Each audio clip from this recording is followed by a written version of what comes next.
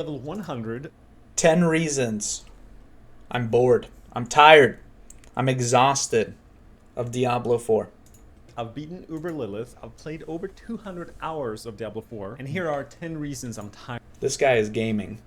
of this game. Number one, the grind is just too much. I've loved Diablo 2 since I was a kid, and one of the reasons I still love that game is because it doesn't require me to commit my entire life for weeks in order to max out a character. I can grind for a few days and realistically expect to have accumulated most items that I'm looking for to kind of max out my character. I think he's talking about uniques here. Let's see. A lot thanks to trading as well. So heading into this game, I was not prepared for the commitment required in order to not only reach level 100, but to optimize my gear, and don't get me started on what it took to kill Lilith. Basically, I'd like to be able to experience the endgame of Diablo 4 without committing 10 hours a day for weeks. Let people level up faster is all I'm saying. At least to level 90 or so. And then it can slow down a bit, that's fine. Number two, why is Tree of Wisdom? So, yeah, on that, let's talk about it. The level 100 grind, I think, is fine. I think grinding to level 100, making it that difficult, is actually perfectly fine. However, what they need to do is add a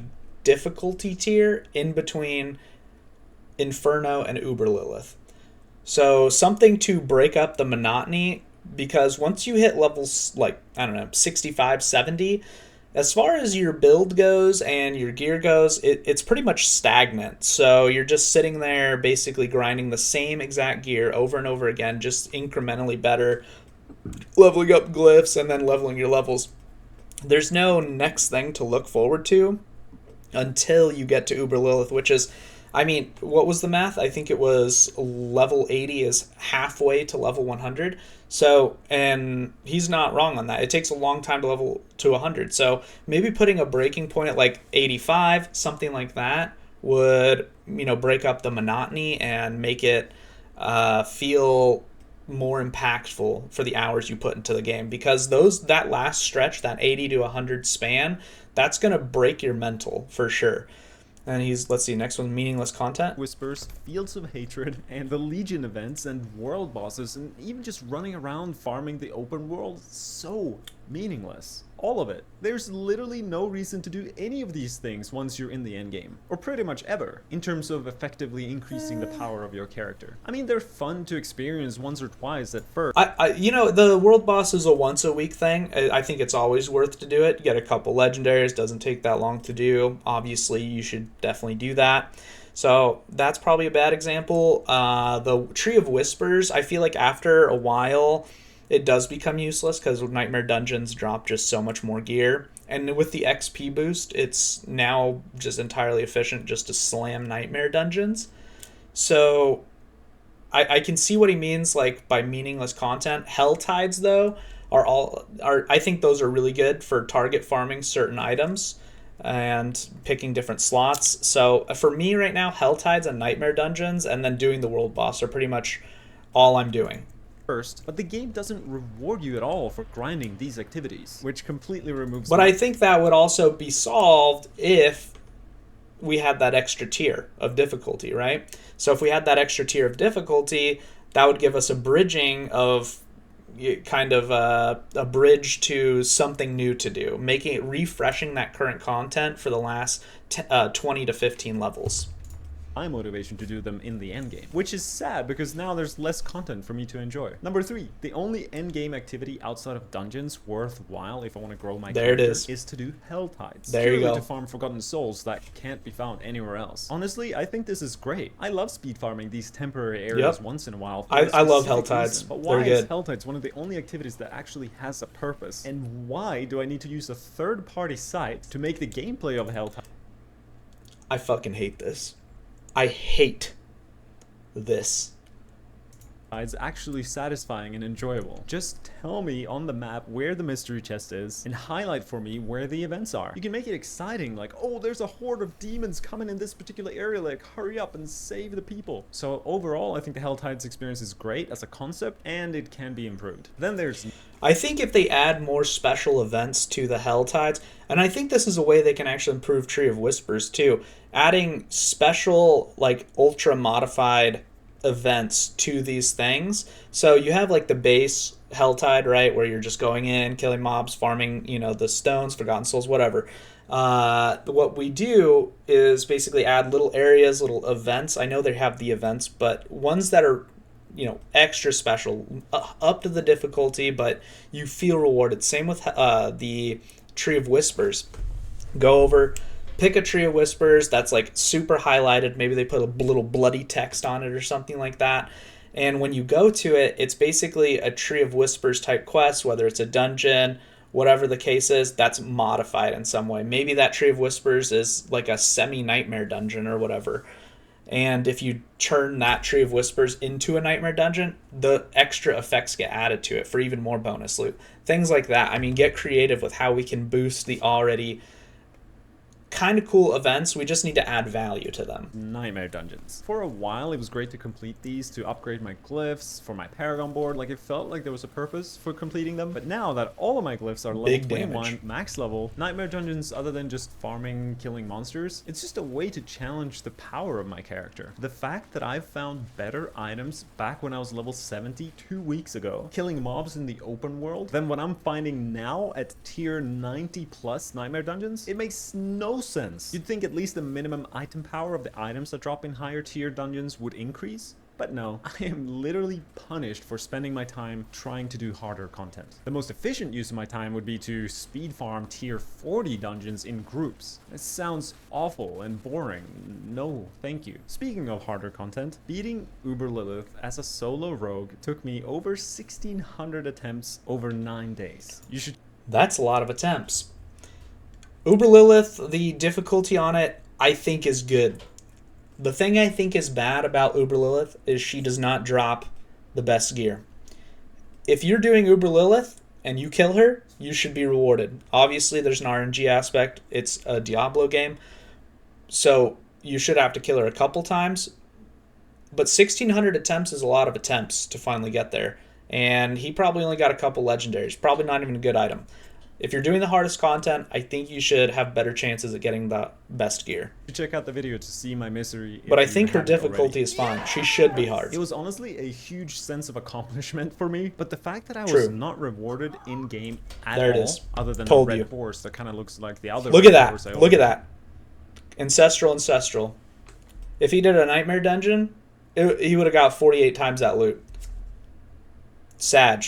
You know what I want to see out of there? 3 uniques. Good ones. How about making her drop at least some high 800 plus item power loot, maybe rare uniques, anything? Told you. It feels so weird. Like, why is there zero reward and purpose to do the hardest content in the game? Yep. And since the tweet the other day revealing that let's take a look. I wanted to clear up some details on the rarest uniques. They can drop from level 85 plus. We already knew that. We can get them anywhere. Regular uniques drop, and they'll always drop at 820 item power. That's good. We currently have 6 of them in the game. They are really rare, and they should be really rare, but your chances of finding them off of an Uber Lilith should be significantly increased. From level 85 monsters that is the hardest content in the game. You'll find Imagine doing a mythic raid, okay? Yeah, I mean, even though M plus gives you better gear now anyways, but imagine doing a mythic raid, final boss, and it drops normal piece of gear. You'd lose your damn mind. Lower tier You'd be dungeons, pissed. then I would be slowly slogging through 80 plus tier dungeons. How does that make any sense? The hardest content should provide the best loot. Or True. Am I crazy? Number 6, the stupid, nonsensical drop rates of the rarest unique. I don't even need to comment. Let's be honest. I Diablo don't 4 even need is to comment. basically like sitting in a casino in front of a slot machine, hoping you hit the jackpot and find Shaco. The only difference is the slot machine is rigged, and you can't actually win. I'm not saying these shouldn't be hard to find, but I am saying people with 200 plus hours should have at least found one of these by now, or at least most people with 200 plus hours. I would say all people with 200 plus hours should have found one of these by now, because most of the population probably has under 80 hours in this game, and that's being realistic. If you're watching this video, you're not part of the normal population, by the way. So Players of There this you go. game are set up to fail thinking that they can find these items. People are gonna waste hundreds of hours and never find even one of them. And let's say they do. You find Shaco and it rolls poorly. 4.8% DR out of 10. Like, if it's that rare, why do the stats vary so much? Yeah, I mean, in my mind, it's borderline abusive to the player base of Diablo 4 to put these items in the game and somehow make people think that they can be found. Number 7, managing and organizing my items, my stash, sigils, elixirs. I mean, This one is not too big of a deal. I see why you put it as one of the last, like number 7. For me, it's more annoying. The thing that annoys me is the aspects, really. This is annoying to look at, obviously, but when you have aspects, they all look the same, so it can kind of be monotonous and annoying. God, it just feels so bad, frustrating, annoying to not have sufficient. It's just space tedious. for all the Something they items could that you fix may easily. pick up. And a lot of times not even be able to pick it up because my inventory is full, and then I have to hover over each individual item to read to see if they're good or not. I mean, I think I've read more text over the last 3 weeks than I have in my entire life. I'm an audiobook kind of guy, and instead of giving me the option to mark an item as junk, just give me the option to lock an item as quality. This way I only have Diablo 3 had this. They had the set as favorite. That was much better than the set as junk. to lock an item 1 out of 100 times instead of junking an item 99 out of 100 times. Number 8, we had 2 beta weekends, a server slam, and right now we are in the 4th beta of Diablo 4. It's hard to accept Look at that this wall. because it's technically It's a not thick true. wall. We can all play the full game, we paid for it, right? But it's definitely a work in progress. And we knew this coming into the launch of this game, but there's so much that would improve the experience of playing this game. And I am surprised most of the obvious changes that would make this game better have not been implemented yet. That butcher There's is... not enough build altering aspects. That butcher's or lost in needs. the There's sauce. just like few items that are fun that I tend to gravitate towards, which is a great starting ground. There's not many items that allow for creativity. A lot of it's just bonus damage, bonus armor, and 90% of builds ends up using the same ones. I'm definitely excited for more build variety in the future. You know, different ways to deal more damage, different ways to be more tanky. Finally, number 10. The concept of trading in this game is amazing. I kind of like that you can pretty much only trade rare items and that in-game gold has become a trading currency. But how do I find people selling the items that I'm looking for? Or people who want to buy? True. I have yet to find out how to trade with people. I feel like I have some yellows that people would want. I don't know, like, should I just post and trade? Like, there's not a trade chat, so I don't know how to get about doing that. Do you just trade with your buddies? I feel like that could be improved, a better chat system, social system for people to post that stuff. I don't want to use like external websites like PoE trade and all that stuff. Like, I hate that. It's just like, I hate doing extra steps like that. And most of the population won't even do that. So they need to do something so that way we can trade some stuff. Buy the items. That's why, I mean, auction house, it worked. Not a real money auction house, let me clarify. Just a regular auction house. I do like that idea. It worked in Diablo 2. I think it can work in this. Do I have to use third-party sites or random discords? This seems crazy to me. Here's a free tip for Blizzard. Have a look at the systems of the most successful trading sites out there. Have a brainstorm and look at ways to improve them and put it inside your game. It's shocking to me that features like this aren't there for launch. I mean, there already is a shop. You could just implement a basic system in there allowing people to list their items. I'm sure Damn Blizzard right there's will a make shop. extra sales just from people having to click on that tab in order to do their trading. Whatever they end up doing, an in-game way to actually trade seems like a There you go. no-brainer. So this is the Diablo 3 auction house. So it actually looked pretty nice. The real money auction house was the real downfall of this thing, and bots that, bot gold and things like that. So there is going to be some downsides, but with how much gold inflation blockers they have with re-rolling weapons, things like that, I think we would have a good shot trying this again.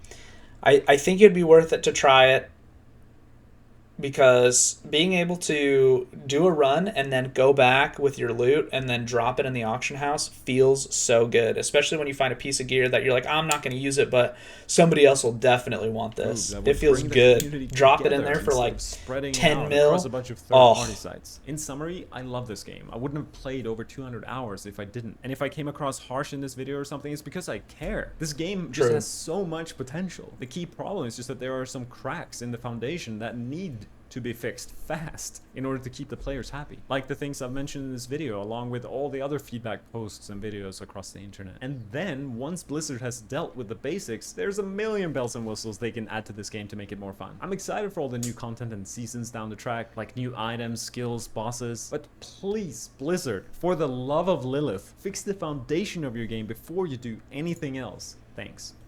There you go. So yeah, good video. I definitely agree with almost the majority of his points.